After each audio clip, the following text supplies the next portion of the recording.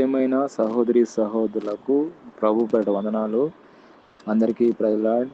మీ అందరి గురించి ప్రార్థన చేస్తూ వస్తున్నాము. మీలో ఎవరైనా కొత్తగా ఛానల్ చూస్తున్నట్లయితే దయచేసి సబ్స్క్రైబ్ చేసుకోండి, ఇతరులకు కూడా చెప్పండి.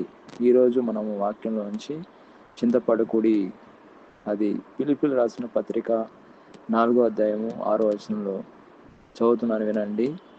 దేనిని గురించి చింతపడకుడి, కానీ ప్రతి విషయంలోనూ ప్రార్థన విజ్ఞాపనం చేత కృతజ్ఞత పూర్వకంగా మీ విన్నపంలో దేవునికి తెలియచేయడి. ఇక్కడ మనం వాక్యం చూసినట్లయితే దేవుడు మనకు ఒక వాగ్దానం చేస్తున్నాడు. ఆ వాగ్దానంలోనే ఆన్సర్ కూడా ఉంది.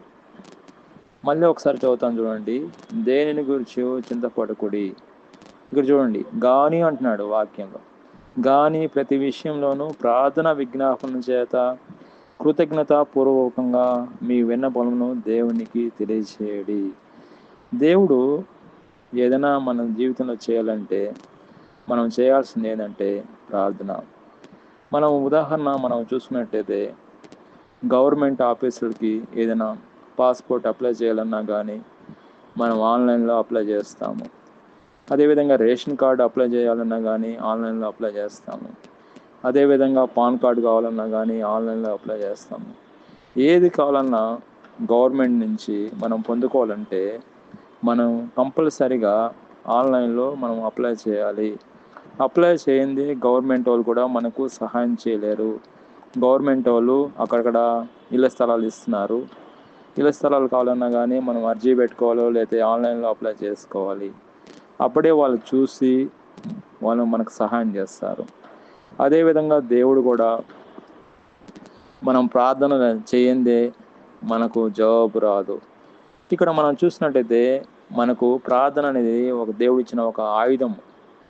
ఇక్కడ అనేక ఆయుధాలు మనం చూస్తాం. పోలీసు వాళ్ళకి ఆయుధం ఏంటంటే గన్ను.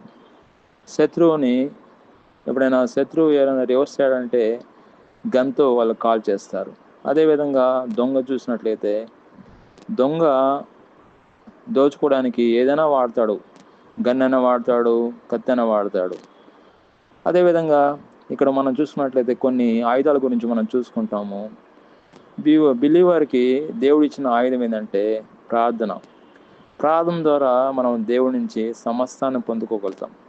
ఈ లోకంలో మనము చూసుకున్నట్లయితే మనం డబ్బు ద్వారా మనం కొనుక్కోవచ్చు సమస్తాన్ని, కానీ దేవుడి దగ్గర మనం పొందుకోవాలంటే ఒకే ఒక ఆయుధము ప్రార్థన. అదేవిధంగా మనం పశువుల కాపరులు చూస్తాము. పశువులను మేపడానికి ఒక పెద్ద కర్ర యూజ్ చేస్తాడు. మన ఇంటి ముందు ఏదైనా కుక్క వచ్చిందనుకోండి, మనం చే అంటే అది వెళ్ళదు. ఆయన కర్ర తీసుకొని అంటే అది వెళ్తుందా? కర్రను చూసి వెళ్తుంది. అదేవిధంగా మనము సాతాను మనకు అనేకమైన చిక్కులు మనకు పెడుతున్నప్పటికీ, సమస్యలు పెడుతున్నప్పటికీ మనము అది వెళ్ళాలంటే వెళ్ళాలంటే దేవుడిచ్చిన ఒక ట్రిక్ ఏంటంటే ప్రార్థన. దేవుడు ఏమంటున్నాడు? ప్రతి విషయంలో ప్రార్థన చేయమంటున్నాడు. దేని గురించి చింతించాల్సిన అవసరం లేదంటున్నాడు. ప్రార్థనలోనే అక్కడ జవాబు ఉంది. దేవుడు ఏమంటున్నాడు? చింతించాల్సిన అవసరం లేదంటున్నాడు. 7వ వచనం చూడండి. పిలుపులు రాసిన పత్రిక 4వ అధ్యాయము 7వ వచనంలో, అప్పుడు సమస్త జ్ఞానమునకు మించిన దేవుడి సమాధానం యేసుక్రీస్తు వలన మీ హృదయములకును మీ తలంపులను కావలి ఉండును. దేవుడు ఆన్సర్ ఇస్తాడండి. మనం ప్రార్థన చేస్తే దేవుడు తప్పకుండా మనకు ఆన్సర్ ఇస్తాడు. పరలోక తండ్రి మనకు మన పిల్లలం కాబట్టి మనం అందరం ఆయన అనేకమైన సూత్రాలు మనకు నేర్పుతూ ఉంటాడు. బైబిల్ ద్వారా మనకు ఆయన నేర్పుతూ ఉంటాడు. బైబిల్లో పిలుపులు రాసిన పత్రిక 4:6 ఏముంది? దేని గురించి చింతపడుకున్నాడు. దేవుడు వాక్యం అది మనకు అనేకమైన విషయాలు చెప్తున్నాడు ఆ దేవుడు. కాబట్టి ఇక్కడ వాక్యం చూసినట్లయితే మనము దేని గురించి చింతించాల్సిన అవసరం లేదండి. మనం దేవుడి మీద విశ్వాసం ఉంచి ప్రార్థన చేస్తే దేవుడు తప్పకుండా జవాబు ఇస్తాడు. గద్ద చూసినట్లయితే అది పిల్లలను పెంచేప్పుడు ఆ గద్ద పైనుంచి పిల్లల్ని కిందకి విడిచిపెట్టి కింద నైస్గా వచ్చి వాళ్ళ పిల్లల్ని పట్టుకుంటుంది.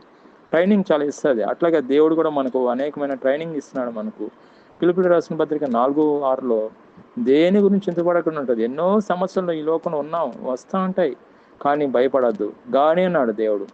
కానీ ఏంటి ఆన్సర్ ఏంటంటే ప్రతి విషయంలోనూ ప్రార్థన విజ్ఞాపన చేత కృతజ్ఞతాపూర్వకంగా మీ విన్నపము దేవునికి తెలియచేయండి. దేవుడి ఈ వాక్యం దీవించును గాక. ఆమేన్.